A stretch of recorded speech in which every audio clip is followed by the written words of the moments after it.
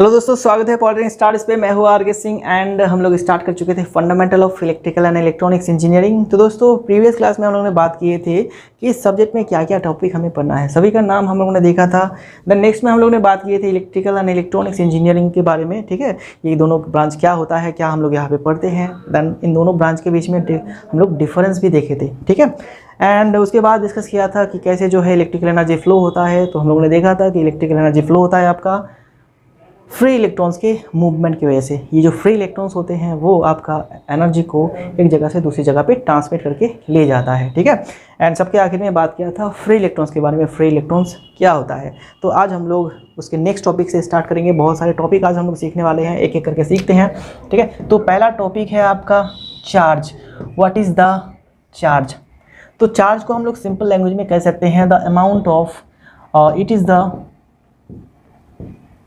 it is the amount of electrical energy। ठीक है, it is the amount of electrical energy। या फिर हम लोग इस तरह से भी लिख सकते हैं it is the total deficiency or addition of extra electrons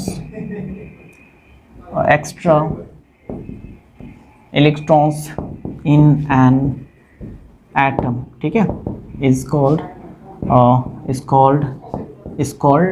charge.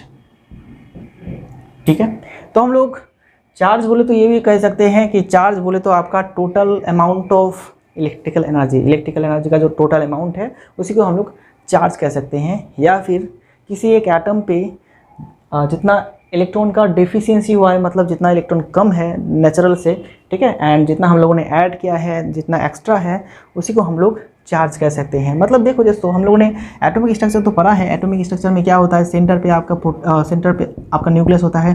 Nucleus पे क्या है, प्रोटॉन एंड न्यूट्रॉन रहता है। ठीक है, एंड उसके चारों ओर इलेक्ट्रॉन घूमते रहता है।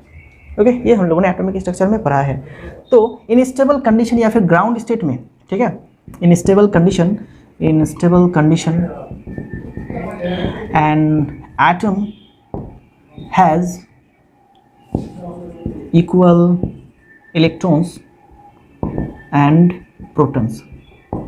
ठीक है, मतलब स्टेबल कंडीशन पे या फिर ग्राउंड स्टेट पे एटम पे इक्वल नंबर ऑफ इलेक्ट्रॉन्स होते हैं and equal number of protons होते हैं। जितना प्रोटॉन रहेगा उतना ही इलेक्ट्रॉन रहेगा। तो हम लोग लिख सकते हैं proton is equal to number of electron, total number of proton is equal to total number of electron. ये कौन से वाले कंडीशन पे होता है, ग्राउंड स्टेट पे। किसी भी एटम का स्टेबल कंडीशन या फिर ग्राउंड स्टेट पे ये आपका रहता है। ठीक है, एंड प्रोटॉन के पास होता है पॉजिटिव एनर्जी, इलेक्ट्रॉन के पास होता है नेगेटिव एनर्जी। इसका वैल्यू क्या है ये भी हम लोगों ने पढ़ा था।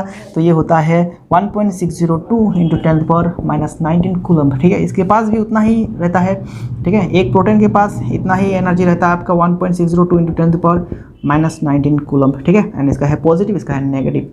तो देखो स्टेबल कंडीशन पे जितना नंबर ऑफ प्रोटॉन रहेगा उतना ही नंबर ऑफ इलेक्ट्रॉन रहेगा। मतलब जितना चार्ज पॉजिटिव रहेगा उतना ही नेगेटिव चार्ज रहेगा। Positive charge equal to negative charge, total positive charge equal to total negative charge. तो दोनों ही चार्ज अपने आपस को क्या कर देगा, बैलेंस कर देगा। तो ये आपका पूरा के पूरा जो है एटम इलेक्ट्रिकली न्यूट्रल हो जाएगा। इसमें कोई भी एक्स्ट्रा चार्ज नहीं है, ये बिल्कुल जीरो चार्ज है इसमें। ठीक है, क्योंकि ये दोनों चार्ज एक दूसरे को बैलेंस कर दिया है, ये दोनों न्यूट्रल बन गया है। ठीक है, तो ग्राउंड स्टेट पे एटम का जो चार्ज होता है वो ज़ीरो होता है, याद रखिए। लेकिन अगर इसमें हम लोग एक्स्ट्रा इलेक्ट्रॉन देते हैं, ठीक है, इसको एक्स्ट्रा इलेक्ट्रॉन, यहाँ पे 1 इलेक्ट्रॉन 2 इलेक्ट्रॉन, तो यहाँ पे नॉर्मल कंडीशन पे ग्राउंड स्टेट में ये दोनों इक्वल था। लेकिन अब क्या है, यहाँ पे 2 इलेक्ट्रॉन जो है एक्स्ट्रा आ गया है, 2 इलेक्ट्रॉन एक्स्ट्रा आ गया है। तो 2 इलेक्ट्रॉन की वजह से जो चार्ज यहाँ पे एक्स्ट्रा रहेगा उसी को हम लोग इस एटम का चार्ज कहेंगे। यानी ये क्या बन जाएगा, इलेक्ट्रॉन अगर घुसेगा तो ये आपका नेगेटिव चार्ज का जो अमाउंट है वो बढ़ जाएगा। तो ये पूरा आपका नेगेटिव चार्ज हो जाएगा पूरा एटम। लेकिन अगर हम लोग यहाँ पे इस एटम से 2 इलेक्ट्रॉन को निकाल फेंकते हैं तो क्या होगा, 2 इलेक्ट्रॉन को निकाल फेंकने से यहाँ पे -2 इलेक्ट्रॉन हो जाएगा। तो 2 इलेक्ट्रॉन का जितना चार्ज है उतना कम हो जाएगा मतलब नेगेटिव चार्ज कम होने का मतलब क्या है, अभी इसके पास पॉजिटिव एनर्जी ज़्यादा है, तो ये पूरा जो है ये इलेक्ट्रिकली पॉजिटिव चार्ज बन जाएगा, ठीक है ना। तो आप ये बात ज़रूर लिखिए, if an electron is removed from an atom, ठीक है। चलो इस बात को कहाँ पे लिखा हूँ मैं, इधर ही लिखा देता हूँ, इस बात को मैं यहाँ पे लिखा देता हूँ, आप भी लिख के रखिए तो बेहतर होगा। ये छोटी छोटी चीज़ें हैं दोस्तों, ये हमें पता होता है लेकिन हम लोग कई बार ये छोटी छोटी चीज़ें भूल जाते हैं, हमें पता होता है लेकिन हम लोग इसको भूल जाते हैं, ठीक है। तो अगर आप इसको नोट करके रखते हैं तो एक झटके में आपको याद आ जाएगा सारी चीज़ें। If an electron is removed from an atom, ठीक है। तो अगर हम लोग किसी एटम से एक इलेक्ट्रॉन को क्या करते हैं, इलेक्ट्रॉन को रिमूव कर देते हैं, उसको निकाल फेंकते हैं, तो the atom attains then the atom attains क्या, पॉजिटिव चार्ज, ठीक है, पॉजिटिव चार्ज। ओके, वहीं पे if an extra electron, if an electron या फिर if an extra electron is added to atom, then the atom attains क्या होता है, नेगेटिवली चार्ज हो जाता है, ठीक है। ओके, ठीक है ना। एंड ग्राउंड स्टेट में क्या होता है, equal number of positive charge and equal number of negative charge होता है, जिसकी वजह से ग्राउंड स्टेट पे कोई भी एटम आपका जीरो या फिर न्यूट्रल पे रहता है, जीरो इलेक्ट्रिक चार्ज या फिर न्यूट्रल पे रहता है, ठीक है। चलो अभी यूनिट ऑफ चार्ज की अगर बात करें, यूनिट ऑफ चार्ज क्या है, unit of charge, what is the unit of charge, तो SI unit of charge is, SI unit of charge is coulomb, ठीक है, कूलम्ब, जिसको शॉर्ट फॉर्म पे हम लोग कैपिटल सी लिखते हैं, ठीक है। कूलम्ब होता है ऐसा यूनिट ऑफ चार्ज। फटाफट से ये सारी चीज़ें आप लिख लीजिए, हम लोग बातें करेंगे और भी बहुत सारी चीज़ें हैं। चलो आप लोगों ने अगर लिख लिया है तो आगे बढ़ते हैं फटाफट से।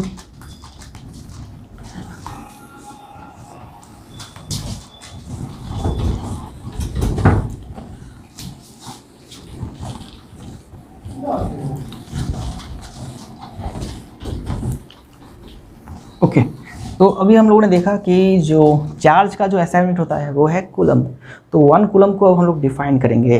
तो 1 कूलम्ब क्या है, 1 coulomb is defined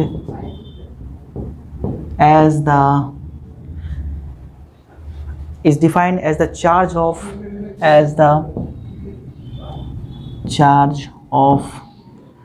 1 coulomb is defined as the charge of 6.25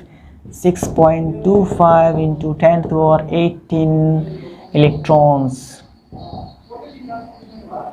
ठीक है। इतने इलेक्ट्रॉन्स के चार्ज को हम लोग 1 कूलम्ब कहते हैं। कितना इलेक्ट्रॉन्स है, 6.25 into 10 to the power 18 electrons. इतने सभी इलेक्ट्रॉन्स का जो कंबाइंड चार्ज होता है, इतने सभी इलेक्ट्रॉन मिलके जो चार्ज बनाता है उसको हम लोग कहते हैं 1 कूलम्ब। ओके, तो 1 कूलम्ब क्या हो गया दोस्तों, 1 coulomb is equal to charge of 6.25 into 10 to the power क्या हो गया, 10 to the power 18 इलेक्ट्रॉन्स, ठीक है। तो यहाँ से हम लोग चार्ज ऑफ 1 इलेक्ट्रॉन निकाल सकते हैं। चार्ज ऑफ 1 इलेक्ट्रॉन क्या है, तो 1 से इसको डिवाइड करेंगे, 6.25 into 10 to the power 18, ठीक है। तो ये कूलम्ब पे आएगा। तो इसको अगर डिवाइड करेंगे तो क्या मिलेगा हमें, जैसा कि हमें मिलता है 1.602 into 10 to the power -19 coulomb. Okay, ठीक है ना।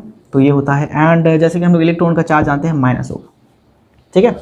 ये होता है हमारा एक इलेक्ट्रॉन का चार्ज ऑफ 1 इलेक्ट्रॉन, ठीक है। तो हम लोग कह सकते हैं, सो टोटल चार्ज का फॉर्मूला हम लिख सकते हैं,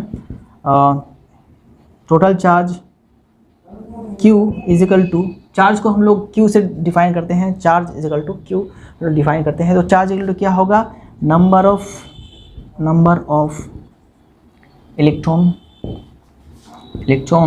into charge of one electron. ठीक है, तो number of electron n and charge of electron 1e, ये जो होता है ये वैल्यू होता है e का।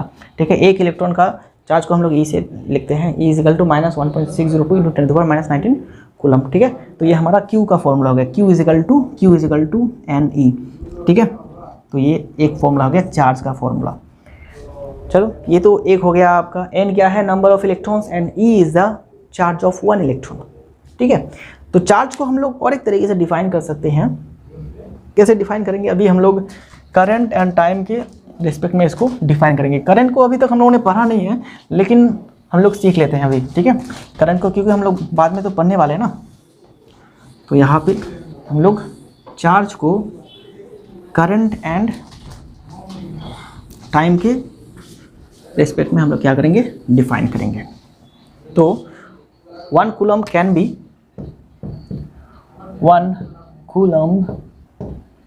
Can also be defined as the amount of charge। ठीक है, 1 coulomb can also be defined as the amount of charge, या फिर आप इलेक्ट्रिक चार्ज भी लिख सकते हैं, electric charge from a current of 1 ampere. ठीक है, 1 एम्पियर फ्लोइंग फॉर 1 सेकेंड, ठीक है, तो देखो 1 कूलम को कुछ हम लोग इस तरह से डिफाइन कर सकते हैं, 1 कूलम इजिकल टू 1 एम्पियर का अगर करंट है, वो अगर 1 सेकेंड के लिए चलेगा, तो जितना अमाउंट ऑफ चार्ज इधर से उधर पास होगा उसी को हम लोग 1 कूलम कहते हैं। तो ये हो गया आपका 1c is equal to 1a plus s। ठीक है, 1c is equal to 1a plus s। 1 ampere का चार्ज 1 सेकंड के लिए, 1 एम्पियर का करंट अगर 1 सेकंड के लिए पास होता है, तो जितना चार्ज पास होगा उसी को हम लोग कहते हैं 1 कूलम। ठीक है, चलो, तो चार्ज हो गया हमारा यहाँ से। अभी हम लोग बात करेंगे electromotive force. What is electromotive force, EMF। ठीक है,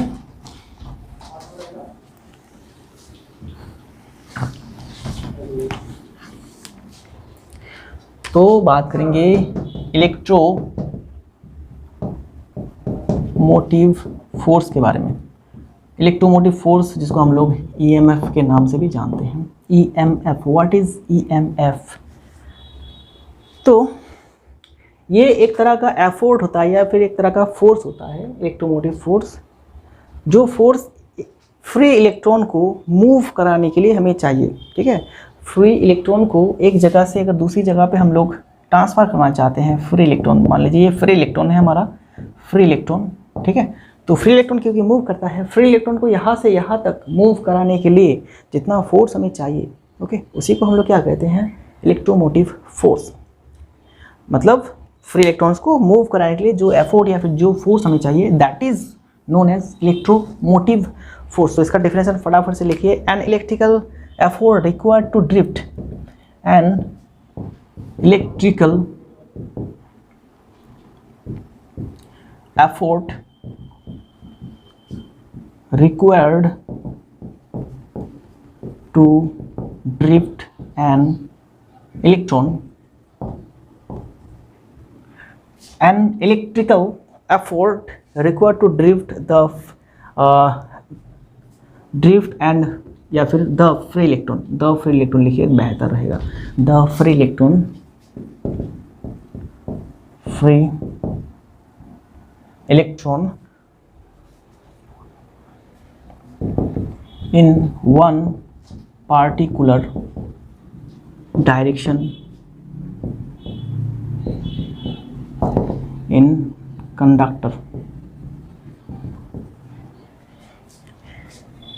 in conductor is called electromotive force.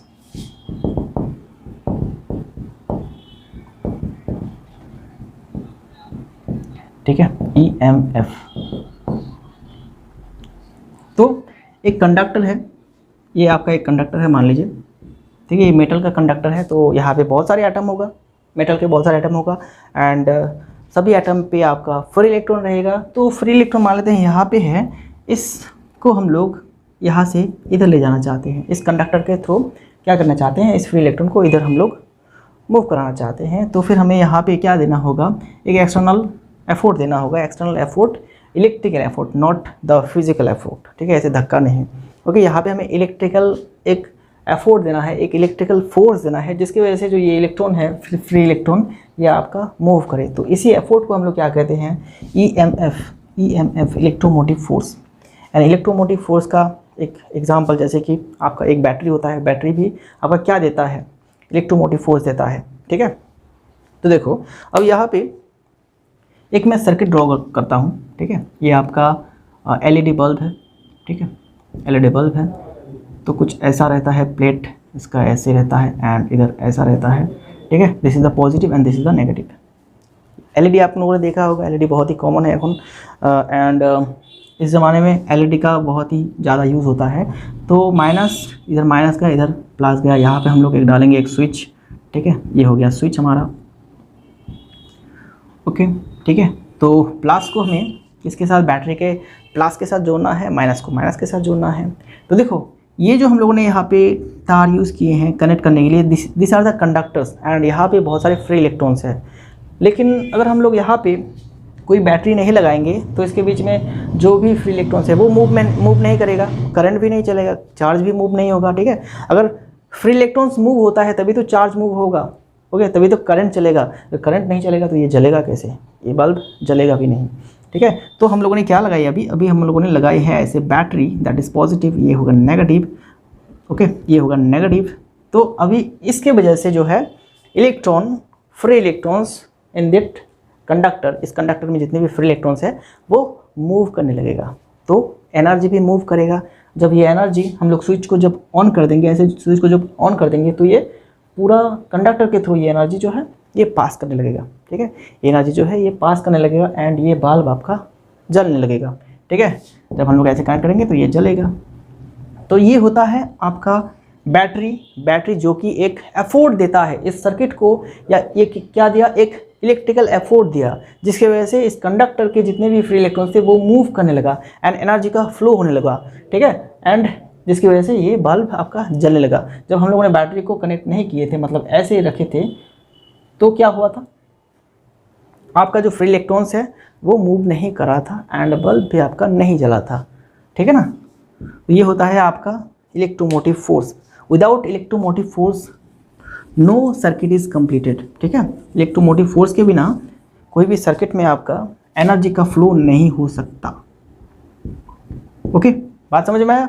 Electromotive force के बिना आपका कंडक्टर के थ्रू कोई भी करंट नहीं जाएगा, एनर्जी का ट्रांसफ़र नहीं होगा, क्योंकि फ्री इलेक्ट्रॉन्स का ट्रांसफ़र नहीं होगा। फ्री इलेक्ट्रॉन्स को अगर ट्रांसफ़र कराना है, मूव कराना है, तो हमें इलेक्ट्रोमोटिव फोर्स देना होगा। ठीक है, तो ये होता है electromotive force and electromotive force को हम लोग जनरली ई से भी लिखते हैं। ठीक है, it is denoted as capital E, okay. And इसका अगर हम लोग ऐसा यूनिट की बात करें, SI unit of EMF, this is volt. ठीक है, वोल्ट, इसको वोल्ट को कैपिटल V से ऐसे लिखा जाता है। ठीक है, ओके। तो ये हो गया इलेक्ट्रोमोटिव फोर्स का कंसेप्ट एंड अभी हम लोग चले आएंगे नेक्स्ट टॉपिक पे, दैट इज करंट। अभी हम लोग बात करेंगे करंट के बारे में, व्हाट इज करंट।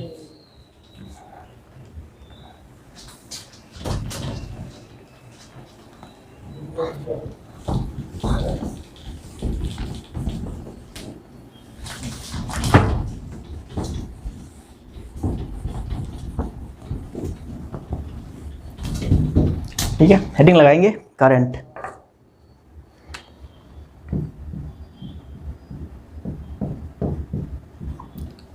करंट क्या होता है? करंट बोले तो the flow of electron, the flow of electron. Current बोले तो बहुत ही सिंपल है, इलेक्ट्रॉन का फ्लो को ही हम लोग करंट कहते हैं। तो आप डेफिनेशन पे सिंपली ये लिखिएगा, द फ्लो ऑफ इलेक्ट्रॉन्स, या फिर फ्री इलेक्ट्रॉन्स भी आप लिख सकते हैं, ठीक है। The flow of free electrons, free electrons is called current, ठीक है ना। बहुत ही सिंपल सा डेफिनेशन है, what is current, the flow of free electrons is called current. या फिर आप इसको दूसरी तरह से भी डिफाइन कर सकते हैं, एक और तरीका है इसको कैसे, rate of flow of charge in an electrical circuit, ठीक है। Rate of flow of charge in an electrical circuit, charge in an electrical circuit is called क्या, करंट, ठीक है। Is called current, is called current. तो देखो charge का जो flow है, so the flow of charge per unit time क्या होगा, पर यूनिट टाइम फ्लो का चार्ज क्या होगा, the flow of charge per unit time, तो this is Q by T, ठीक है। इसी को हम लोग क्या कहते हैं, करंट कहते हैं, ठीक है। दिस इज I से हम लोग इसको लिखते हैं करंट को, ओके। करंट इजिकल टू क्या हो गया, the rate of flow of charge in electrical circuit, the rate of flow of charge मतलब यूनिट टाइम पे कितना चार्ज फ्लो हो रहा है, that is the equation for current, okay. Q is equal to हम लोग क्या जानते हैं, Q इजिकल टू बोलिए, चार्ज का हम लोगों ने फॉर्मूला देखा था, number of electrons into charge of one electron, बोले तो NE/T भी हम लोग इसको लिख सकते हैं, ठीक है। I इजिकल टू NE/T, ठीक है। तो कब कौन सा फॉर्मूला यूज़ होगा, तब तो हम लोग वो डिपेंड करता है न्यूमेरिकल प्रॉब्लम कैसा पूछा गया है। अगर आपको नंबर ऑफ इलेक्ट्रॉन दे दिया है तो आपको ये वाला फॉर्मूला लगाना है, अगर आपको चार्ज दे दिया गया है तो डायरेक्ट आप ये वाला फॉर्मूला लगा सकते हैं, एंड आपको अगर नंबर ऑफ इलेक्ट्रॉन पूछा गया है तो इसी फॉर्मूला से आपको निकालना है, ठीक है ना। चलो, तो अभी बात करते हैं हम लोग यूनिट ऑफ करंट के बारे में, यूनिट ऑफ SI यूनिट बात करेंगे, SI यूनिट के बारे में। SI यूनिट ऑफ करंट ये होता है आपका एम्पियर, ठीक है, एम्पियर। तो इसको A से लिखा जाता है, इसको A से लिखा जाता है, एम्पियर, ओके। अब एम्पियर क्या होता है इसको भी समझ लेते हैं। 1 एम्पियर, 1 एम्पियर क्या है, 1 ampere, what is 1 ampere, okay, a current of 1 ampere is said to be flowing in the conductor when a charge of 1 coulomb is passing any given point in 1 second। मतलब क्या है कि किसी एक point के through अगर 1 second पे, किसी एक पॉइंट के थ्रू अगर 1 सेकंड पे 1 कूलम चार्ज पास हो रहा है, ठीक है, तो उस रेट को हम लोग कह सकते हैं ampere, okay. The flow of 1 coulomb, the flow of 1 coulomb charge per unit time, या फिर इन 1 सेकेंड, चलो इन 1 सेकेंड लिखते हैं, इन 1 second through a point is called 1 ampere, is through a point is called 1 ampere, ठीक है। अगर किसी पॉइंट के थ्रू 1 सेकंड पे 1 कूलम चार्ज पास हो रहा है तो उसी करंट को हम लोग कहेंगे क्या, उसी करंट को हम लोग कहेंगे 1 एम्पियर। बात समझ में आया, बहुत ही सिंपल है। तो यहाँ से हम लोग क्या लिख सकते हैं, 1 ampere is equal to 1 ampere is equal to 1 coulomb by 1 second, ठीक है, 1 coulomb by 1 second, 1 ampere is equal to 1 coulomb by 1 second, ठीक है। तो ये आपका रिलेशन आ गया, A is equal to Q by S, A is equal to Q by S, ठीक है। चलो, तो आगे बढ़ते हैं, आगे हम लोग देखेंगे इसको। अभी हम लोग आगे क्या करेंगे, आगे हम लोग इसको ऐसे भी कर सकते हैं, ऐसा हो सकता है 1 कूलम बोले तो आपका 1 कूलम बोले तो कितना electron 6.25 into 10 to the power, तो इसको हम लोग लिख सकते हैं ऐसा कुछ 6.25 इंटू 10 पावर 18 इलेक्ट्रॉन्स, ठीक है, इन 1 सेकेंड। तो एक सेकंड पे किसी एक पॉइंट के थ्रू अगर 6.25 into 10 to the power 18 electrons pass होता है तो भी हम लोग उसको 1 एम्पेयर कह सकते हैं, या फिर डायरेक्टली आप यहाँ पे लिखिए एक पॉइंट के थ्रू एक सेकंड पे 1 कूलम चार्ज फ्लो हो रहा है तो उस करंट को हम लोग 1 एम्पेयर कहेंगे। चाहे आप किसी के एक के टर्म पे लिख लीजिए 1 कूलम इज इक्वल टू, जानते हैं आप लोग एन ई होता है, एन का value 6.25 into 10 to the power 18, ठीक है, एंड इलेक्ट्रॉन का चार्ज तो आपको पता ही होगा। तो ये था हमारे एम्पेयर के बारे में, सॉरी करंट के बारे में, ठीक है। तो करंट अभी देखेंगे करंट के टाइप कितने होते हैं। करंट के टाइप 3 होते हैं, 3 types of current, steady current, varying current and alternating current. ये 3 तरह के करंट देखा जाता है, ठीक है ना। तो इसको भी समझ लेते हैं 3 तरह के करंट क्या है।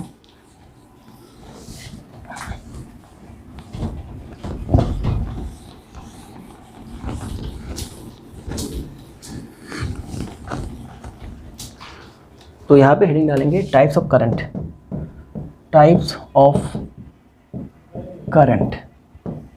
पहला steady current, steady current, okay, इसको डिस्कस करेंगे। दूसरा है वेरिंग करंट, ठीक है, एंड तीसरा है ऑल्टरनेटिंग करंट, ठीक है। तो ये 3 तरह के करंट को अभी डिस्कस करेंगे। ये 3 तरह के करंट होते हैं। स्टेडी करंट क्या है? When magnitude of current does not change with time is called steady current, ठीक है। तो टाइम के साथ साथ मैग्नीट्यूड ऑफ करंट का जो मैग्नीट्यूड होता है वो चेंज नहीं होता है, ठीक है। हर एक सेकंड पे वो same amount of current, same amount of charge को वो फ्लो करता है, ठीक है। मतलब करंट का जो मैग्नीट्यूड है वो टाइम के साथ साथ चेंज नहीं होता है। तो यहाँ पे लिखेंगे the magnitude of current does not change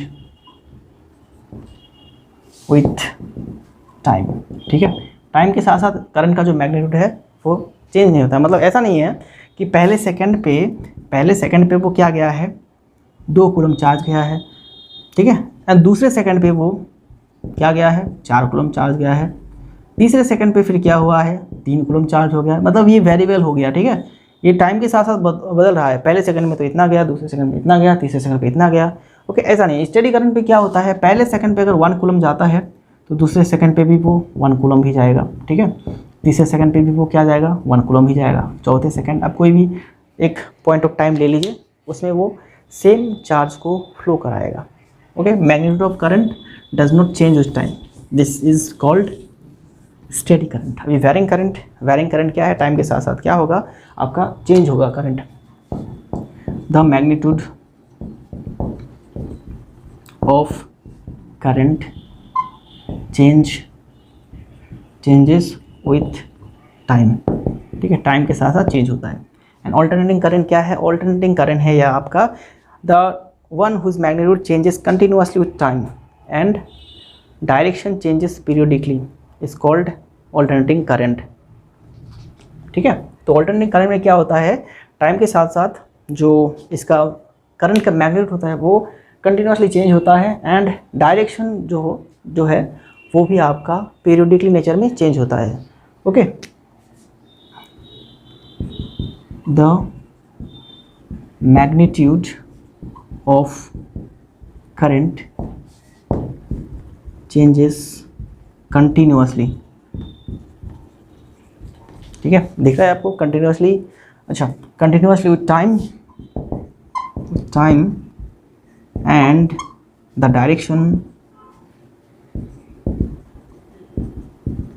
changes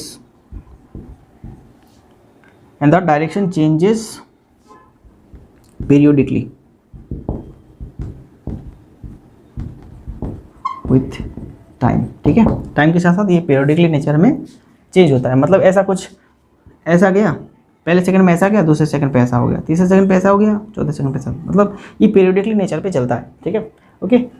direction of current जो है वो पीरियडिकली नेचर में आपका चेंज होता है, एंड मैग्नीट्यूड जो है वो भी आपका टाइम के साथ साथ कंटिन्यूसली चेंज होता है। तो इस करंट को हम लोग ऑल्टरनेटिंग करंट कहते हैं, मतलब AC कहते हैं इसको हम लोग, AC, ठीक है, AC। एंड ये होता है स्टडी करंट, ये होता है आपका DC, ठीक है। ऑल्टरनेटिंग करंट AC जो कि हम लोग घर पे यूज़ करते हैं, जो बिजली होते हैं, फैन जो चलते हैं, वो आपका ऑल्टरनेटिंग करंट होता है, ठीक है ना।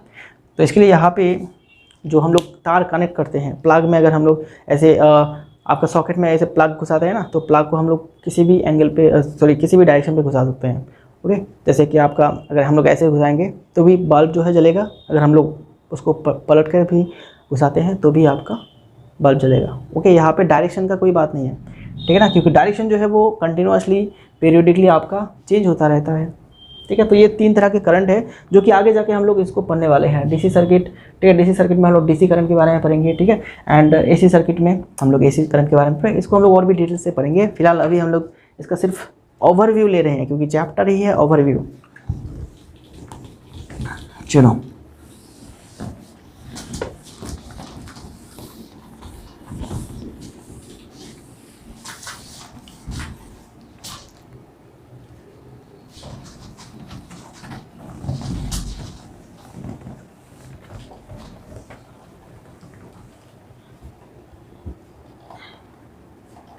अभी बात करेंगे इलेक्ट्रिक पोटेंशियल के बारे में। इलेक्ट्रिक पोटेंशियल, ये भी बहुत ही अच्छा टर्म है, बहुत ही इंपॉर्टेंट टर्म है, इलेक्ट्रिक पोटेंशियल। तो इलेक्ट्रिक पोटेंशियल क्या होता है? The ability of do work, ठीक है, ability of particle to do work.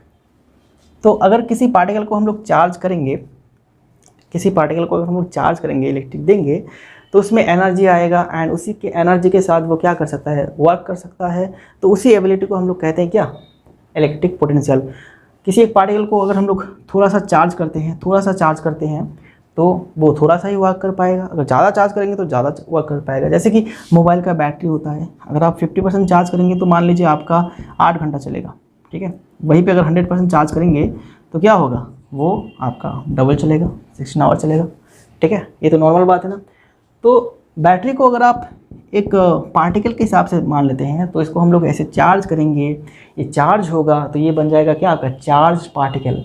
And इसी चार्ज पार्टिकल का जो वर्क करने का क्षमता है उसी को हम लोग कहते हैं इलेक्ट्रिक पोटेंशियल, ठीक है। तो इसको सिंपली हम लोग डिफाइन करेंगे, the ability of charge particle, the ability of charged particle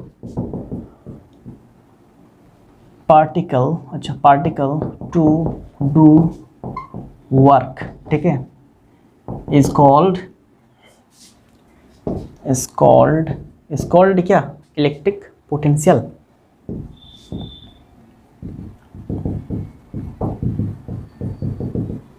ठीक है, इलेक्ट्रिक पोटेंशियल समझ में आया। इलेक्ट्रिक पोटेंशियल का अगर यूनिट बात करें, ऐसा यूनिट क्या है इसका? ऐसा यूनिट इसका है आपका वोल्ट, ठीक है। इसका ऐसा यूनिट है वोल्ट, V। तो V बोले तो वोल्ट किसका यूनिट याद रखिएगा। इससे पहले भी हम लोगों ने वोल्ट का यूनिट देखा था, किसी चार्ज के लिए जो है वो कूलम था, ठीक है। EMF के लिए आपका क्या था? ऐसा यूनिट वोल्ट था। एंड अभी हम लोग इलेक्ट्रिक पोटेंशियल के लिए भी वोल्ट देख रहे हैं, इसका भी ऐसा यूनिट क्या है? वोल्ट है। तो इलेक्ट्रिक पोटेंशियल का जो फॉर्मूला है कुछ इस तरह से हम लोग लिख सकते हैं। इलेक्ट्रिक पोटेंशियल का जो फॉर्मूला है, ठीक है, electric potential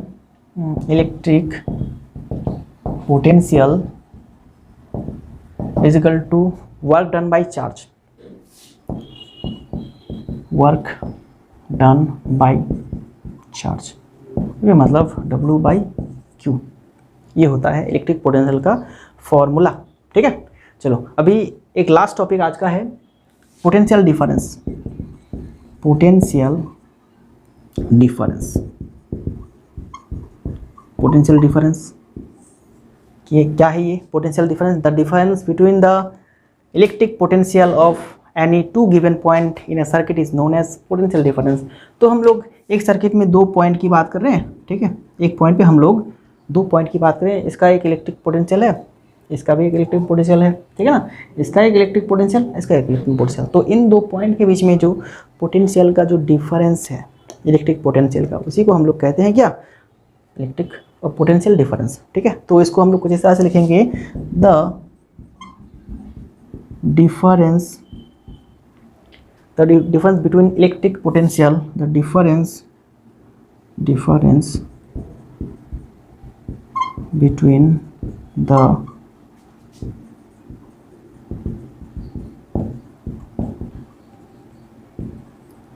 difference between the electric potential of any two given point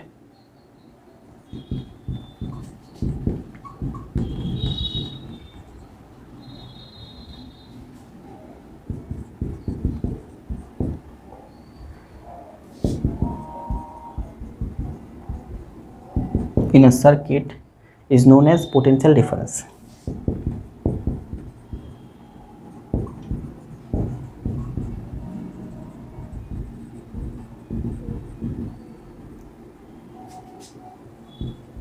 ठीक है, ओके। तो इसको हम लोग कुछ इस तरह से भी डिफाइन कर सकते हैं। ये तो एक पहला हो गया कि दो पॉइंट के बीच में इलेक्ट्रिक पोटेंशियल का जो डिफरेंस है एक सर्किट के भीतर, ठीक है, उसको हम लोग पोटेंशियल डिफरेंस कहते हैं। या फिर हम लोग ये भी कह सकते हैं दो पॉइंट के बीच में जो वोल्टेज है उसी को हम लोग कह सकते हैं पोटेंशियल डिफरेंस। तो इसको this is also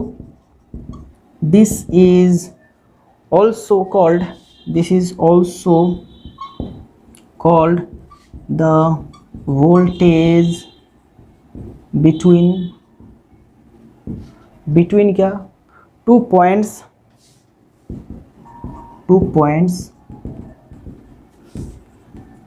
measured in volts, ठीक है, मेजर्ड इन वोल्ट्स। ओके, बात समझ में आया? ये हो गया हमारा पोटेंशियल डिफरेंस। तो देखो पोटेंशियल डिफरेंस का जो यूनिट है वो भी आपका वोल्ट है, ठीक है, SI unit of potential difference ये होता है वोल्ट। तो अब तक हम लोगों ने 3 ऐसे क्वांटिटी के बारे में पढ़े हैं जिसका यूनिट है वोल्ट, ठीक है। 3 ऐसे टॉपिक हम लोगों ने देखे हैं जिसका ऐसा यूनिट है वोल्ट, ठीक है, ओके। तो करंट जो फ्लो होता है वो पोटेंशियल डिफरेंस की वजह से होता है। मतलब यहाँ पे इसके पास ये एक पॉइंट हो गया, ये एक पॉइंट हो गया, इसके पास ज़्यादा पोटेंशियल डिफरेंस है, इसके पास कम पोटेंशियल डिफरेंस है। तो करंट जो फ्लो होगा, एनर्जी जो फ्लो होगा यहाँ से इधर होगा, ठीक है। एंड पोटेंशियल डिफरेंस के भी होने की वजह से ही करंट जो है फ्लो होता है। जैसे कि हमारे वाटर का जो डिस्ट्रीब्यूशन सिस्टम होता है, वाटर का जो फ्लो होता है वो किस लिए होता है? अगर वो यहाँ पे वाटर है, ज़्यादा ऊंचाई पे है वाटर, तो वो फ्लो होके क्या आएगा, नीचे आएगा, क्योंकि नीचे का जो है पोटेंशियल एनर्जी वो कम होता है, ऊपर जो है वो पोटेंशियल एनर्जी ज़्यादा होता है। दैट इज वाई वो पानी फ्लो होता है। तो करंट भी वैसे ही फ्लो होता है। अगर इसका इलेक्ट्रिक पोटेंशियल ज़्यादा है, इसका कम है, तो यहाँ से यहाँ जो है करंट फ्लो होगा, ठीक है। चलो